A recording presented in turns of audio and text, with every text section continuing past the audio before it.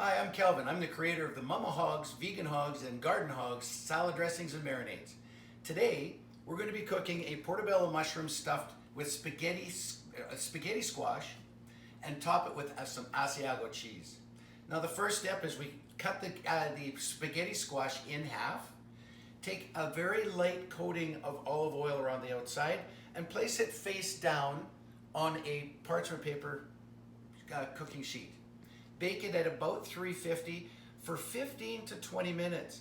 Do not overcook these or you'll wind up with spaghetti squash pudding.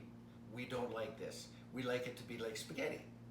So once it's finished, take your fork and gently pry the outsides and string it down lengthwise like so. And as you can see, it comes out just like spaghetti. Our next step is to take Mama Hogs or Vegan Hog, if that's your preference, and pour about 60 mils to 80 mils or quarter cup, a little bit more than a quarter cup, depending on how much Mama Hogs you love to put in there.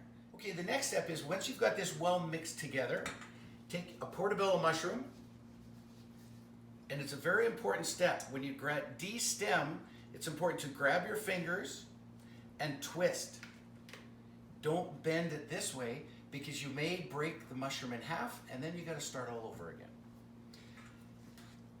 The next step, take some spaghetti squash, put just a nice liberal amount in here, make it happy, tuck it in, place it on your parchment paper,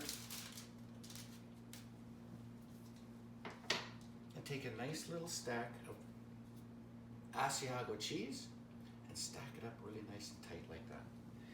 Now you want to cook this at 325 degrees, for about 15 minutes until the Asiago cheese is melted and the portobello has begun to be a little bit soft. And you can cook it as much or as little as you want. Again, there's no rules with this.